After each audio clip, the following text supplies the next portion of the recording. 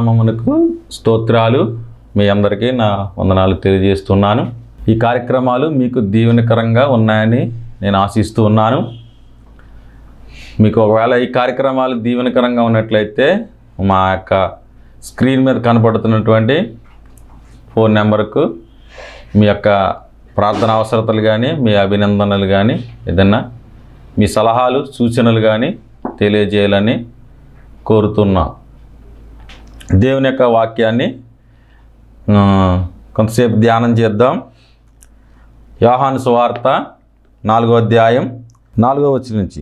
ఆయన సమరయ మార్గమున వెళ్ళవలసి వచ్చెను గనుక యాకోబు తన కుమారుడైన యోసేపుకి ఇచ్చిన భూమి దగ్గరనున్న సమరయలోని సుకార్ అని ఒక ఊరికి వచ్చెను. అక్కడ యాకోబు బావి ఉండిన గనుక యేసు ప్రయాణం వలన అలసిన రీతిని ఆ బావి వద్ద కూర్చుండెను. ఇక్కడ చూడండి అమ్మా, ఇక్కడ చూడండి. ఇక్కడ యేసు ప్రభు వారు ఆ సమరయ మార్గాన వెళ్ళవలసి వచ్చాను. యూదులు సమరయ మార్గాన వెళ్ళేవారు కాదు, అలా చుట్టూ తిరిగి వెళ్ళేవారు. అంటే సమరయ్యలు అంటే ఎవరంటే వాళ్ళు ఒకప్పుడు యూదులే, కానీ అన్యజనులను పెళ్లి చేసుకోవడం వల్ల వాళ్ళు సమరయ్యలుగా వారు మార్చబడ్డారు. అంటే ఆ సమరయ మార్గం గుండా వారు ప్రయాణించేవారు కాదు యూదులు. కానీ యేసు ప్రభు వారు అందరికీ ప్రభు, అందరూ కావాలి ఆయనకి. యేసు ప్రభు వారికి అందరూ కూడా కావాలి. అందరూ పాపులైన వారు అయినా ఎవరైనా సరే ఆయనకి కావాలంట. ఆయన ప్రేమించే దేవుడు. ఆయన ఏ దేవుడు అండి? ప్రేమించే దేవుడు, ప్రేమ కలిగిన దేవుడు, ఆయన దయగలిగిన దేవుడు. ఆయనకి అందరూ కావాలి. ఏ మనుష్యుడు నిషేధింపదగిన వాడు కాదు. కాబట్టి ఆయన ఆ సమరయ మార్గం గుండా వెళ్ళవలసి వచ్చింది, వెళ్ళాడు. చాలామంది భయపడతారు, మనం అలా వెళ్తే మనల్ని ఏమని అనుకుంటారేమో అని. కానీ యేసయ్య భయపడినట్టుగా ఏమీ లేదు. ఆయన ఎన్నో అడ్డంకులు, అవరోధాలు ఎన్ని ఎదురైనా కూడా ఆయన ధైర్యంగా ఎవరేమనుకున్నా పర్వాలేదు అని అందరూ కావాలి ఆయనకి. అందరినీ రక్షించడానికి వచ్చాడు. ఆయన కొందరిని రక్షించడానికి కాదు, అందరూ. యేసుక్రీస్తు అందరికీ ప్రభువు, ఆయన రక్షకుడు, అందరినీ రక్షించే దేవుడు ఆయన. కనుక ఆయన ఆ సమరయ మార్గం గుండా ఆయన వెళ్ళి ఆ యాకోబు బావి వద్ద ఆయన కూర్చున్నట్టుగా అక్కడ కనబడుతుంది. అయితే అక్కడ ఆ యాకోబు బావి దగ్గర ఆయన కూర్చుని ఉండగా చూడండి, అక్కడ అలసి ఉన్న రీతిగానే ఆ బావి వద్ద కూర్చుండును. అప్పటికి ఇంచుమించు 12 గంటలు ఆయన సమరయ స్త్రీ ఒకటి నీళ్లు చేదుకొనుటకు అక్కడ రాగా యేసు నాకు దాహమిమ్మని ఆమెను అడిగాను. యేసయ్య ఆమెను అడిగాడు, నాకు దాహానికి నీళ్ళు ఇమ్మని ఆమెను అడిగాడు. అయితే ఇక్కడ చూడండి, యేసు ప్రభు గారికి ముందే తెలుసు ఆమె అక్కడికి వస్తుందని, ఆమెకు సువార్త చెప్పాలని. ఆమె కోసం అంత లెక్క నడిచి వెళ్ళాడు ఆయన. చాలా దూరం ఆయన నడిచి వెళ్ళాడు అన్నమాట.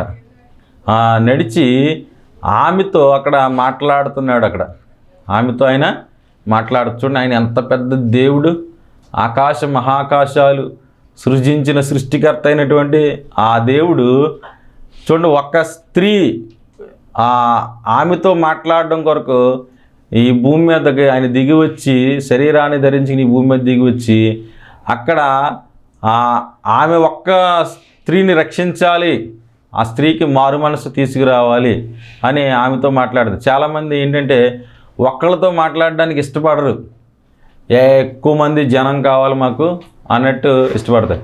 యేసుక్రీస్తు మనకు మంచి మాదిరి. యేసుక్రీస్తు మనకు మంచి మాదిరి. చూడండి, ఒక్క స్త్రీ అయినా సరే ఆమెకు సువార్త చెప్పాలి, ఆమె జీవితం అనేది మార్చబడాలి, ఆమె జీవితాన్ని మార్చాలి అని ఆయన ప్రయాసపడుతూ ఉన్నాడు. దేవుని నామమునకు స్తోత్రాలు. ఆయన ప్రయాసపడుతూ ఉన్నాడు అన్నమాట. అందుకనే ఆమె కోసం ఆయన అంత దూరం నడిచి వచ్చి ఆ యాకోబు బావి దగ్గర అలసిపోయి ఆయన అక్కడ కూర్చున్నాడు. అప్పుడు ఈ యొక్క సమరయ స్త్రీ వచ్చిందనమాట. వచ్చిన తర్వాత ఈ సందర్భం అంతా మనకు కనబడుతుంది. అయితే వచ్చిన తర్వాత యేసు ప్రభు వారు అలసి ఉన్న రీతిగానే ఆమెను దాహమునకు నీళ్ళెమ్మని అడిగాడు. దాహమునకు నీళ్ళెమ్మని అడిగాడు. నీళ్ళెమ్మంటే చూడండి, ఆమె నీళ్ళు ఆయనకి ఇవ్వలేదు, కానీ ఆయన అంటున్నాడు అక్కడ ఆ స్త్రీ, యూదుడు అయిన నీవు సమరయ స్త్రీనైనా నన్ను దాహం ఇమ్మని ఎలా అడుగుచున్నావు అతనితో చెప్పును. ఏలయనగా యూదులు సమరయులతో సాంగత్యము చేరు. యూదులు సమరయులతో సాంగత్యము చేరు. ఎందుకంటే యూదులకి ఏంటంటే మేము ఎక్కువ దేవుడు ఏర్పరచుకున్న జనాంగం, దేవుని యొక్క వాక్యము కలిగినటువంటి జనాంగం. రక్షణ యూదుల్లో నుంచే వస్తుంది. అంటే యూదులకి దేవోక్తులు మొదట యూదుల పరమే చేయబడిను. అయితే యూదులకి ఏంటంటే మేము ఎక్కువ కాబట్టి అన్యజాతి వాడిని ముట్టుటైనను, వారి దగ్గర ఏదైనా తినుటైనను అది ఒక నిషేధంలాగా వారు భావించేవారు. అది ఒక నిషేధంలాగా వారు భావించేవారు. కాబట్టి ఈ లేఖనాల మీద, ఈ చరిత్రక మీద కూడా ఆవిడికి ఒక అవగాహన ఉంది. నువ్వు యూదుడు అయి ఉండి, యూదుడు అంటే ఆ డ్రెస్ సెన్స్, ఆ డ్రెస్సింగ్ సెన్స్ కూడా వేరుగా ఉండేది. నువ్వు యూదుడు అయి ఉండి నీవు సమరయ అంటే మేము పాప జనాంగం అని మీరు అంటున్నారు కదా, మేము అన్యులను చేసుకున్నటువంటి వల్ల మేము సమరయలం అయిపోయాం కదా, మరి యూదుడు అయి ఉండి మమ్మల్ని ఎలాగూ నువ్వు నన్ను దాహమిమ్మని నువ్వు ఎలా అడుగుతున్నావు అని ఆమె ప్రశ్నించింది. ఆమె ఏం చేసిందండి, ఆయనకి ఇవ్వలేదు, సరే తాగండి అనలేదు, కానీ నువ్వు ఎలా అడుగుతున్నావు అని ఆమె అక్కడ ప్రశ్నించినట్టుగా కనబడుతుంది అనమాట. అప్పుడు ఆయన అంటున్నాడు, అక్కడేమో శిష్యులు లేరు, శిష్యులేమో ఆహారం కొంటాకి ఊళ్ళోకి వెళ్ళారు. అందుకు యేసు, నీవు దేవుని వరమును నాకు దాహమిమ్మని నిన్ను అడుగుచున్నవాడు ఎవడో అది ఎరిగి ఉంటే నీవు ఆయన ఎరుగుదు, ఆయన నీకు జీవజలమిచ్చునని ఆమెతో చెప్పాను. ఇక్కడ యేసు ప్రభువారు అంటున్నారు, నిన్ను దాహానికి ఇమ్మని అడుగుతున్న వారు ఎవరో నీకు తెలిస్తే నీవు ఆయనని ఏమడుగుతావంటే జీవజలములిమ్మని నీవు అడుగుతావు అని చెప్తున్నాడు యేసయ్య. చూడండి, ఆయనకే దాహం అవుతుంది అక్కడ, కానీ మరలా అంటున్నాడు ఆయన, నీవు ఆయనని అడుగుతావు నీకు జీవజలములిమ్మని. అంటే ఈ లోక సంబంధమైనటువంటి ఆ నీరుని కాదు, ఆత్మదాహం, ఆత్మలో కలిగే దాహం. కొంతమందికి ఆత్మదాహము తీరదు, ఆత్మదాహం తీరదు, కానీ అన్నీ తిరుగుతూ ఉంటారు అనమాట. ఆత్మదాహం అనేది వారికి తీరదు. ఎప్పుడైతే నువ్వు యేసయ్య దగ్గరికి వస్తావో నీ ఆత్మదాహం అనేది తీరిపోతుంది. ఇక్కడ ఆమె నిన్ను దాహానికి ఇమ్మన్నటువంటి వాడు ఎవరో నీకు తెలిస్తే కనుక నీవు ఆయనను అడుగుతావు, నీవే అడుగుతావు ఆయన్ని అంటున్నాడు అనమాట అక్కడ. అప్పుడు ఆమె ఈ లోక రీతి నీళ్ళు అనుకుని ఆమె అంటుంది, అయ్యా ఇక్కడ చూడండి అమ్మా, ఆ స్త్రీ, అయ్యా ఈ బావి లోతైనది, చేదుకొనుటకు నీకు ఏమీ లేదు, ఆ జీవజలములు ఎలాగూ దొరుకును, నా జీవజలములు నీకు ఎలాగూ దొరుకును, ఆ జీవజలములు నీకు ఎలాగూ దొరుకును, ఈ బావి లోతైనది కనుక ఆ జీవజలములు ఎలాగ దొరుకును అని అన్నదనమాట. మరి ఎలా వస్తాయి, లోతయింది కదా, నీకు ఈ జలాలు తోడాలంటే నీకు అది ఉండాలి కదా, సేద ఉండాలి కదా, నీకు ఎలా దొరుకుతాయి అని ఆమె మరలా ఆయన్ని ప్రశ్నిస్తూ ఉంటే అప్పుడు అంటుంది మరలా, తన కుమారులు తన పశువులు ఈ బావి నీళ్లు త్రాగి మాకు ఇచ్చిన మా తండ్రి అయిన యాకోబు కంటే నీవు గొప్పవాడివా అని ఆయనను అడిగాను అంటుంది. చూడండి, మరలా మన పిత్తరుడు మన తండ్రి అన్నది అక్కడ, మన తండ్రి అయినా యాకోబు కంటే నీవు గొప్పవాడివా, యాకోబు కంటే గొప్పవాడివా నీవు అని ప్రశ్నిస్తుంది. మరి నిజంగా యాకోబు తన జీవితాన్ని మనం చూసుకున్నట్లయితే ఎంతో ఆయన ఒంటి చేతితో ఆ యార్దాను ఆ కర్రట్టుకుని దాటాడు. చూడండి, ఎవరి మీద ఆధారపడలేదు ఆయన. తన తండ్రి దగ్గర బోల్డ్ ఆస్తి ఉంది, ఆ ఆస్తి మీద ఆధారపడలేదు. ఒంటి చేత్తో ఆ కర్రతో ఆ యార్దాన్ని దాటి తాను ఎంతో విస్తారమైన ఆస్తిని సంపాదించుకున్నాడు, భార్యని సంపాదించుకున్నాడు. దేవుని దగ్గర ప్రార్థన చేసి ఆయన ఇశ్రాయేలుగా పేరు మార్చబడింది. మగసిరి గల మగవాడు. యాకోబు గురించి అంత మంచి స్టేట్మెంట్ బైబిల్లో కనబడుతుంది. అంటే అలాంటి యాకోబు కంటే నువ్వు గొప్పవాడు. యాకోబు ఇశ్రాయేలు ప్రజలకి చాలా ఆయన గొప్ప వ్యక్తిగా ఆయన్ని చూస్తారనమాట. ఈ రోజుల్లో చాలామంది అనేక మంది మీద ఆధారపడుతూ ఉంటారు. తండ్రి మీద ఆధారపడతారు చాలామంది. ఒక వయసుకు వచ్చిన తర్వాత తండ్రి మీద ఆధారపడడం అనేది కరెక్ట్ కాదు. ఏదో ఒక పని చేయాలి, ఏదో ఒక పని చేయాలి. చాలామంది అత్తింటోళ్ళ మీద ఆధారపడతారు, చాలామంది అత్తగారుల దగ్గర మాంగారుల దగ్గర వాళ్ళ ఆస్తి మీద ఆధారపడతారు. కానీ యాకోబు అలాగ ఆధారపడినటువంటి వాడు కాదు. తన కష్టాన్ని తను నమ్ముకున్నాడు, దేవునికి ప్రార్థన చేసుకునేవాడు, దేవుణ్ణి నమ్ముకున్నాడు, తను కష్టపడి ఆయన సంపాదించాడు. అది ఈ బావి కూడా అలాగే వాళ్ళ యొక్క ప్రజలకి ఇచ్చాడు ఆయన. అదే చెప్తుంది ఆవిడ, నువ్వు యాకోబు కంటే గొప్పవాడివా, యాకోబు కంటే నీవు గొప్పవాడివా. యాకోబు చూడండి, తన యొక్క 12 మందిని కూడా ఆయన ఆశీర్వదించాడు. తన అవసరకాలం మందు ఆ 12 మందిని కూడా ఆయన ఆశీర్వదించినట్టుగా కనబడుతుంది అనమాట. అయితే ఇక్కడ యాకోబు కంటే గొప్పవాడివా అని అడిగినప్పుడు నేను ఇచ్చిన నీళ్లు, అప్పుడు ఆయన అన్నాడు, ఆయన యేసుప్రభువు అన్నారు, నేను ఇచ్చిన నీళ్లు నిత్య జీవకై వానిలో ఊరేడే నీటి బొగ్గగా ఉండని ఆమెతో చెప్పాను. నేను ఇచ్చే నీళ్లు ఈ లోక సంబంధమైన నీళ్లు కాదు, ఈ లోక సంబంధమైన దప్పిక కాదు. ఆత్మలో, మనలో ఏమి నివసిస్తుందంటే ఆత్మ నివసిస్తుంది. మనిషికి ఏమున్నాయంటే శరీరం ఉంది, ప్రాణం ఉంది, ఆత్మ ఉంది. ఆత్మలో ఆయన అన్నాడు, ఇదిగో వాడిలో ఊరేడి బొగ్గగా ఉండును. నీళ్ళంట వాడిలో ఊరతాయి. అంటే అందుకని పాట ఉంటుంది కదా, నీవేనా ఆత్మదాహము తీర్చిన వెంబడించిన బండవు.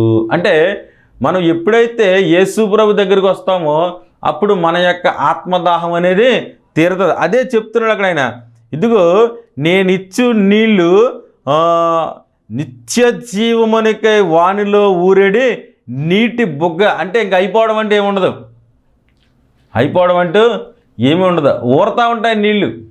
ఆ నీళ్ళు మన హృదయంలో ఎప్పుడు కూడా ఆ సంతోష ఆనందం అనేది ఎప్పుడు ఉంటుందన్నమాట నువ్వు యేసు ప్రభు దగ్గరికి వస్తే. ఇదే చెప్తున్నాడు ఆయన, నీలో ఆ నీరు లేదు, నీలో ఆ నీరు లేదు, నీవు ఆనందం లేదు అని చెప్తున్నాడు. అప్పుడు ఆమె అంటుంది, అయ్యా నేను దప్పికొనకున్నట్లు చేదుకొనుటకు ఇంత దూరం రాకున్నట్లు ఆ నీళ్లు నాకు దయచేయమని చెప్పి, ఆ నీళ్లు నాకు దయచేయ్యా అని అడుగుతుంది. చూడండి ఎంత ఆశ కలిగి ఉందో, ఎంత ఆశ కలిగి ఉంది. చూడండి, నేను ఇంతలేక రాలేకపోతున్నానయ్యా, నీవు నాకు ఆ నీళ్లు దయచేయ్యా, ఆ నీళ్లు దయచేయి నాకు అని అడుగుతున్నాడు. అప్పుడు ఆయన అంటున్నాడు, నువ్వు వెళ్ళి పెనిమిటిని తీసుకురా అన్నాడు. ఇక్కడ మనం సరిగ్గా గమనించినట్లయితే, నువ్వు వెళ్ళి నీ పెనిమిటిని పిలుచుకు ఇక్కడ రమ్మని ఆమెతో చెప్పాను. ఆ స్త్రీ నాకు పెనిమిటి లేడనగా, చూడండి ఆ స్త్రీ ఏమందమ్మా, నాకు పెనిమిటి లేడు, భర్త లేడు అని చెప్తుంది. భర్త లేడని చెప్తుంది, నువ్వు వెళ్ళి పెనిమిటిని తీసుకురా అన్నాడు. అయితే నాకు పెనిమిటి లేడు అని చెప్పింది అన్నాడు. అప్పుడు యేసయ్య అంటున్నాడు అక్కడ 18వ వచనం అన్నాడు, నీకు 5 పెనిమిటిలుండ్రి, ఇప్పుడు ఉన్నవాడు నీ పెనిమిటి కాడు, సత్యమే చెప్పితివి. నీకెంతమంది ఇదివరకు 5 పెనిమిట్లు ఉన్నారు, ఇప్పుడు ఉన్నవాడు నీవాడు కాదు. ఎలాంటి సాక్ష్యం ఉందో చూడండి ఆవిడికి, ఆమెకి ఎలాంటి సాక్ష్యం ఉందో చూడండి.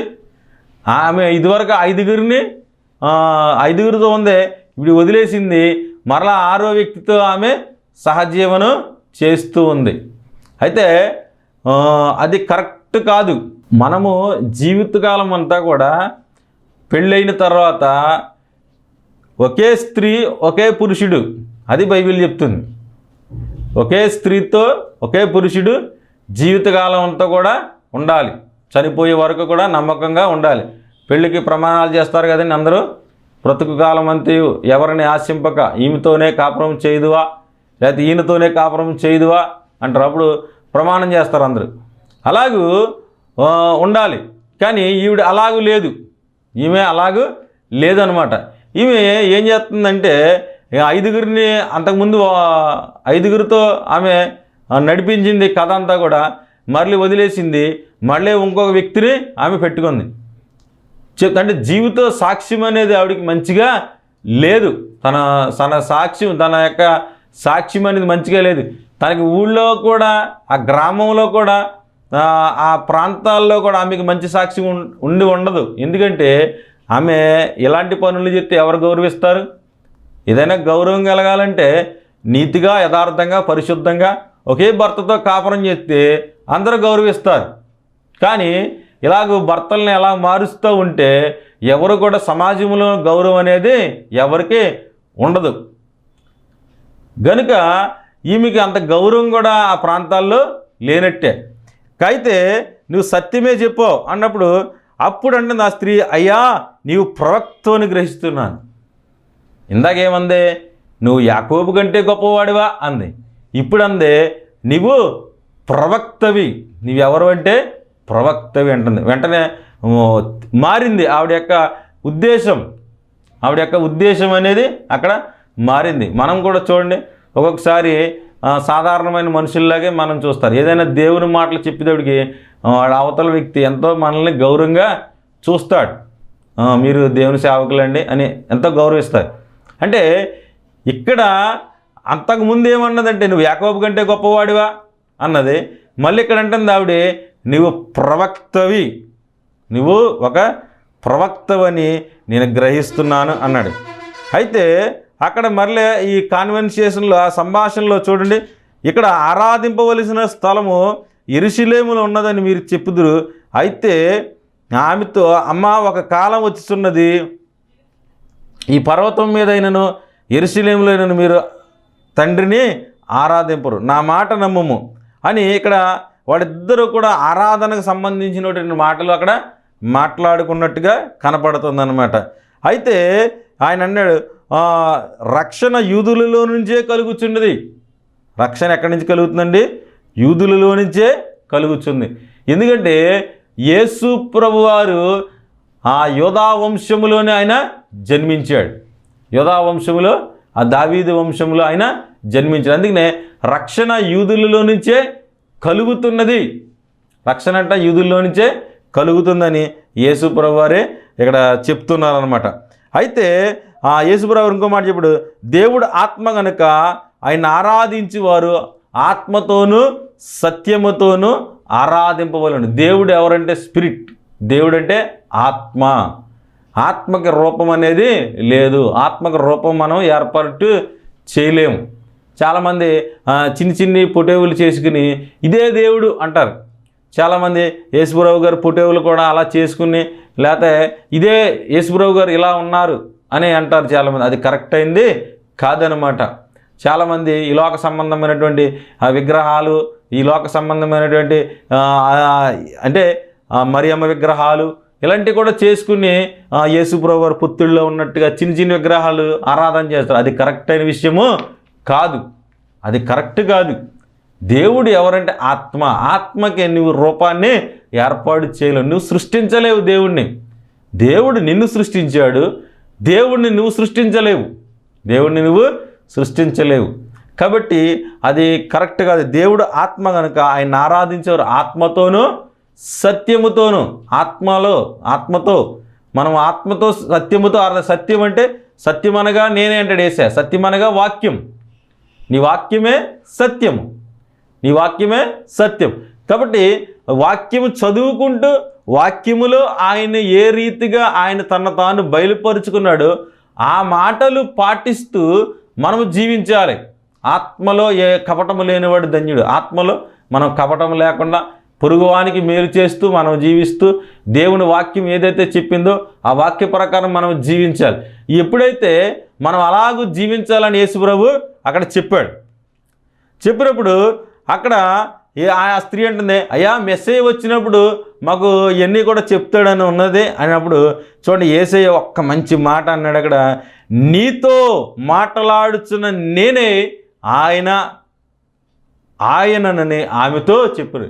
మెస్సయ్య అభిషిక్తుడు అంటే నీతో మాట్లాడుతున్నటువంటి నేనే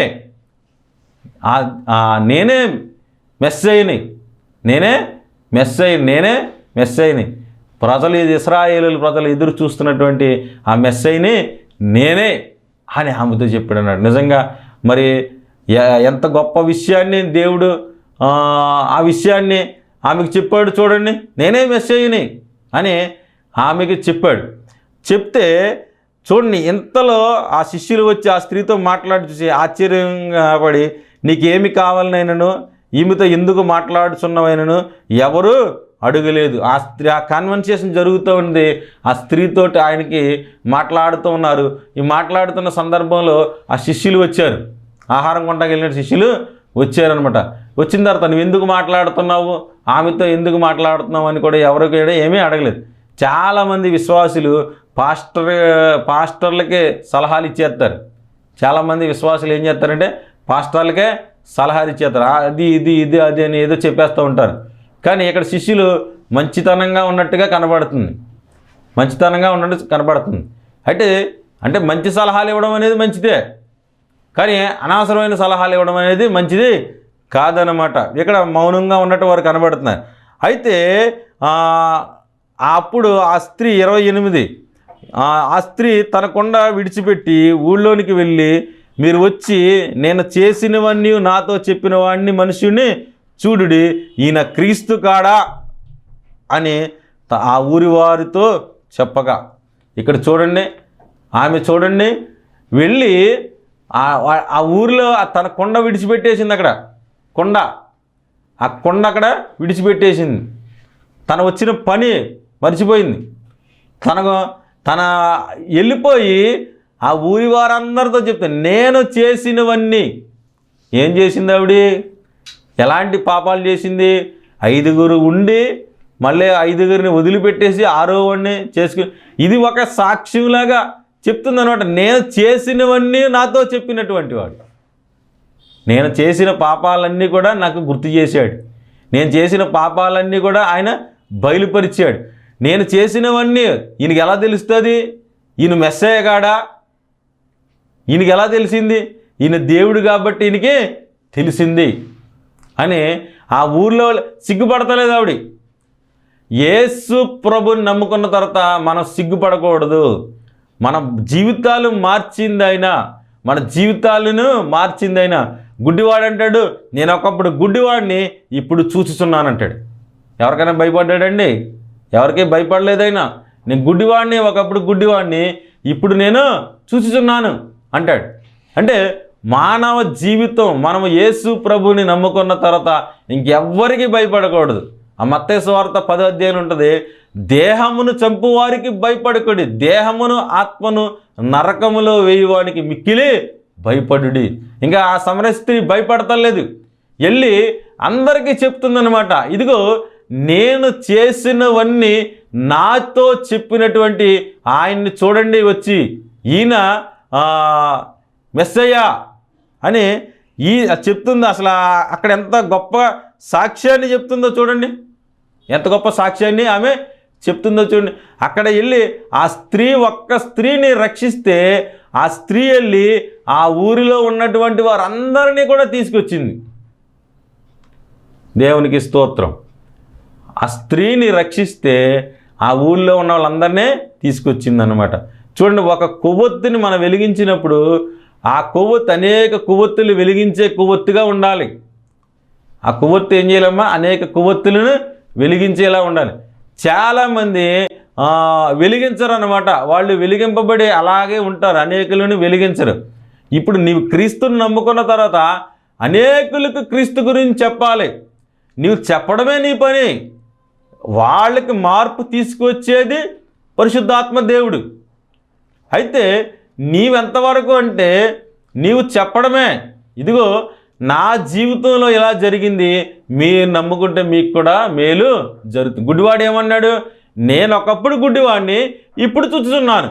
అది ఈ సమరయ స్త్రీ ఏం చెప్తుంది? ఒకప్పుడు నేను ఎన్ని చేశాను, ఇప్పుడు ఎన్ని చేసినా నా గురించి నాతో చెప్పిన వాడిని చూడండి అన్నది.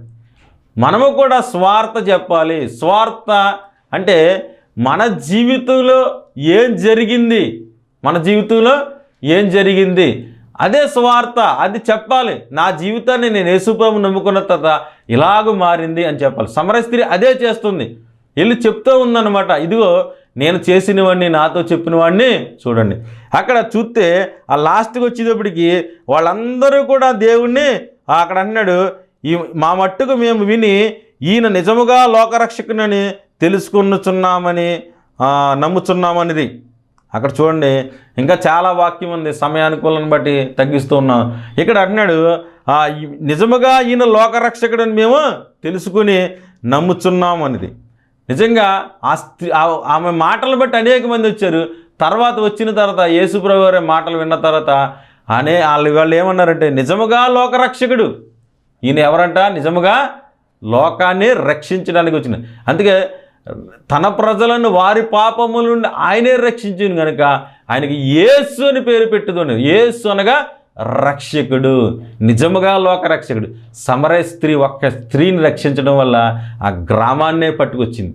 అలాగే మనలను రక్షించిన తర్వాత దేవుడు మనం అనేకులకు దీవెనకరంగా ఉండి రక్షణ స్వార్థను ప్రకటించి అనేకులను యేసు ప్రభు వైపు మనం తిప్పేలాగా మనము ఉండాలి. కాబట్టి ఈ సమరయ స్త్రీ సందర్భం అంతా మనకి ఏం కనపడుతుందంటే, ఆమె ఒక్క స్త్రీ వెలిగింపబడి అనేకులను వెలిగించిందనమాట. ఆమె చీకటిలో నుండి వెలుగులోనికి వచ్చింది. మనము కూడా అటువంటి వెలుగులోనికి వచ్చి అనేకులను వెలిగించేలాగా మనము జీవిద్దాం. దేవుడి కొన్ని మాటలు దీవించునుగాక. ఆమెన్. చిన్న ప్రార్థన చేద్దాం. పరిశుద్ధుడు అయిన తండ్రి, కృప కలిగిన దేవ స్తోత్రాలు. సమరయ స్త్రీ వరే మేము అనేకులను రక్షించడానికి నీవు కృప చూపించి నీ దయ చూపించమని, ఈ వాక్యం విన్న బిడ్డలను దీవించి నీవే మేలు చేయమని ప్రభువును రక్షకుడు నజరేయుడైన యేసుక్రీస్తు నామమున ప్రార్థన చేస్తున్నాం పరమ తండ్రి. ఆమెన్. ఆమెన్. ఆమెన్. అందరికీ వందనాలు.